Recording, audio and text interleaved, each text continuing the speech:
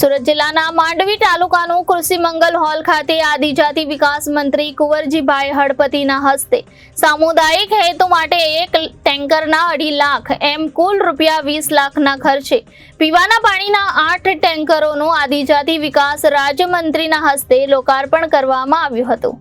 મંત્રી કુંવરજીભાઈએ લોકોની સુવિધા માટે પોતાની 2023-24ની ધારાસભ્ય અનુદાન રાશિમાંથી માંડવી તાલુકાની પરવટ, ખોડ આંબા, ફળી, તરસાડા, ખુર્દ, આંબા, વરેલી, નંદપોર, ધરમપુર ગ્રામ પંચાયતને પાણીના ટેન્કર ફાળવ્યા છે। આ પ્રસંગે મંત્રીશ્રીએ જણાવ્યું કે આરોગ્ય, શિક્ષણ, પાણી, રોડ, રસ્તા, રહેઠાણ સહિતની પ્રાથમિક સુવિધાઓ રાજ્ય સરકારના નેજા હેઠળ સતત વધી રહી છે। ગુજરાતનો વિકાસ દેશમાં મોડલ સમાન બન્યો છે, ત્યારે વિકાસની સાથોસાથ સમાજમાં સુખાકારી વધે તે પણ જરૂરી છે। એટલે જ ભારતનું ગામડું સમૃદ્ધ બને તો દેશ સમૃદ્ધ બને તે દિશામાં રાજ્ય સરકાર અને કેન્દ્ર સરકારે શિક્ષણ, આરોગ્ય અને માર્ગ સહિત જીવન જરૂરિયાતની અનેક વિકાસલક્ષી યોજનાઓ અમલી બનાવી છે। ગામડાઓના વિકાસથી દેશના વિકાસનું ધ્યેય રાજ્ય અને કેન્દ્ર સરકારે રાખ્યું છે।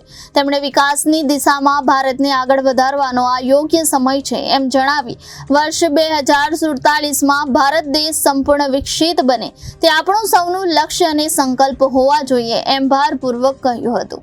વધુમાં મંત્રીશ્રીએ કહ્યું હતું કે વડાપ્રધાન શ્રી નરેન્દ્ર મોદીની પ્રેરણાથી સિકલ સેલ એનિમિયા મુક્તિ મિશન શરૂ થઈ ચૂક્યું છે, જેમાં સૌએ સાથે મળીને આદિજાતિ વિસ્તારમાંથી સિકલ સેલ એનિમિયા નાબૂદ થાય એવા ધ્યેય સાથે કામ કરવા હાકલ કરી હતી। આ પ્રસંગે તાલુકા વિકાસ અધિકારી રવિન્દ્રસિંહ સોલંકી, તાલુકા પંચાયતના પ્રમુખ દિલીપ ચૌધરી, એપીએમસીના ડિરેક્ટર અનિલ વસાવા, મામલતદાર જિલ્લા અને તાલુકા પંચાયત સભ્યો, સરપંચ એસોસિએશનના પ્રમુખ, વિવિધ ગ્રામ સરપંચો, અધિકારીઓ, કર્મચારીઓ સહિત ગ્રામજનો ઉપસ્થિત રહ્યા હતા। Bureau report Janadesh news Mandvi.